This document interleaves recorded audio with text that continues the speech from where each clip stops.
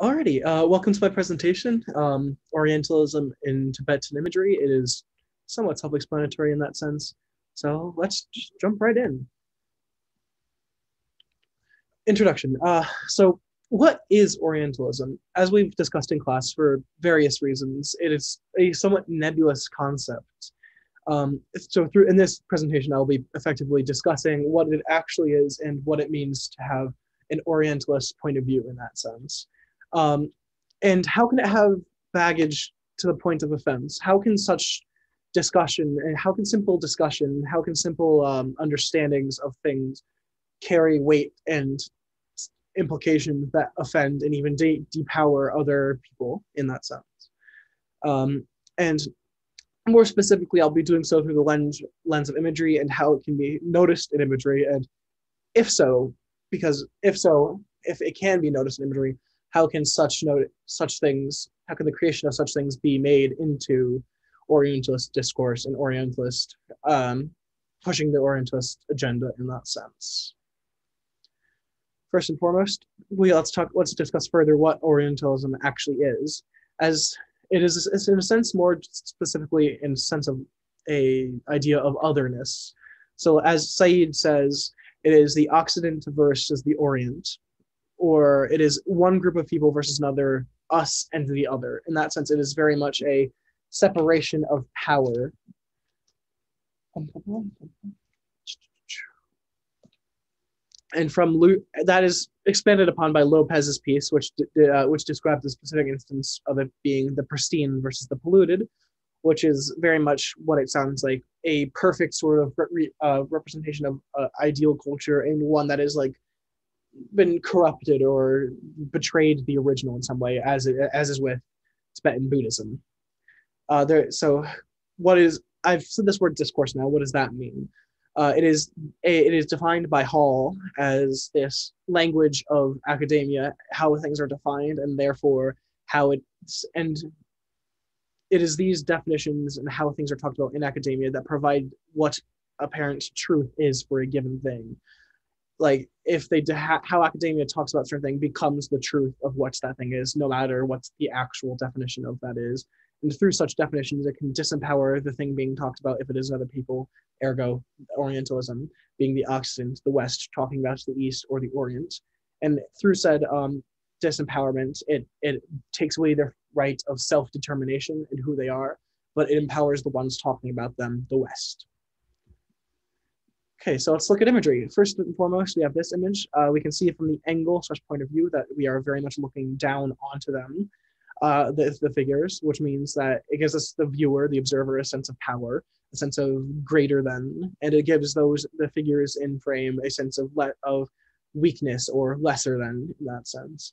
And in terms of composition, it is in a open, empty field effectively, or some sort of barren wasteland in that sense, which provides a sense of isolation and plays into that idea of otherness and odd culture compared to the West. Additionally, into that sense of otherness is who is depicted. They are all hunched around a fire, sitting on the ground, directly on the ground, and all more or less appear to be in either some sort of pain or sadness. And while yes, they likely didn't have the sort of immense pleasures and extravagancy of the European elites, they most certainly did not live in squalor like this. And our second image is a very similar image, but it is different in the fact that it incorporates different aspects that are also very important to Orientalism, as shown through imagery. So it is also, namely, it utilizes a different form of location. That is, they are in a physical place, not just an empty void of information. Basically, they are in the mountains, which also provides the idea of isolation through barrier and this sort of intrigue of secret knowledge, because it is separated physically. And that sort of idea is what likely led to the Western or Occident's idea of hidden away refuge of knowledge, or like a hidden secret society, and almost in that sense. The depicted figures, however, are still very much that sort of sad and depressed and even angry, it looks like at some point in this image, people, which also plays into that juxtaposition of the pristine of the secret knowledge and the polluted of the, well, less quote unquote modern peoples in that sense. Another aspect that is present in this image is the line, which is very much the flow of the image, how it is constructed, how one thing leads to another. And in this image, those sides of the mountains all eventually lead towards who the figures in the image, and therefore the Orientalist ideals they hold from their presence. Thus, through the line, one's eye is drawn to more directly focus on them and is thus more easily susceptible to understanding and the sway of the Orientalist ideas present through them. So basically, it's making it more visible and more understandable in that sense. Next is a legitimate photograph as opposed to a drawing. Photography provides a sort of realism to the piece, and in that sense, it grounds it in reality and gives it credibility because of that tether to realism in that sense. Which means, though more limited in scope than illustration, it can be very much more impactful because of its credibility. In terms of its composition, it's located in front of the Palace of the Dalai Lama, which is the seat of power in Tibet, or at least one of the largest sources of power, one can argue. And in that sense, it accompanied with it being a photograph, it certainly aids in the overall credibility and power of the piece. It makes it much more impactful in terms of passing off Orientalist ideals. The depicted figures are also important because the main person in the middle of the group is a white European woman, which, having infiltrated this area and being literally the only group there, it implies this sort of incursion into a secret society, once again, the sort of attainment of the hidden power.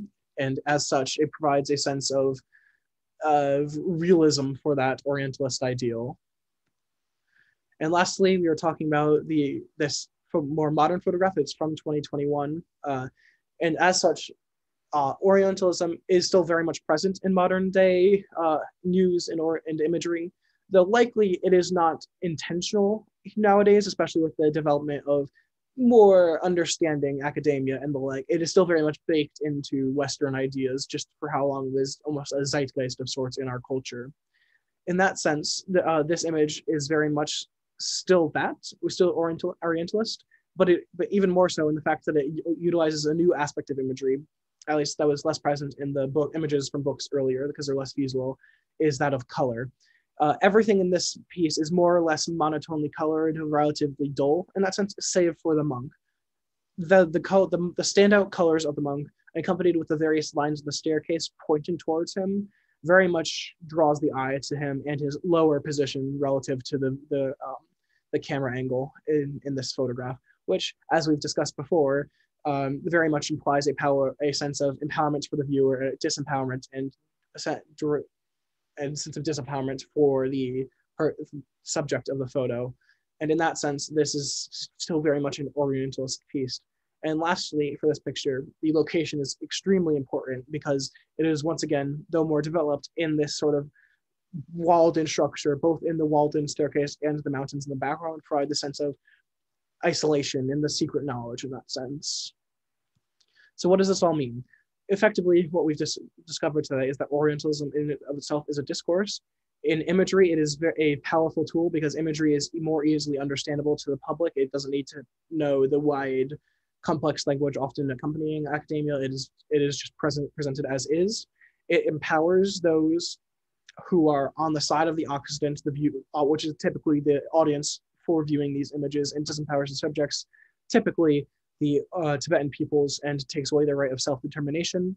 It is, and as we've discussed with the just previous image, it is still very much present in modern imagery, except albeit likely not intentional.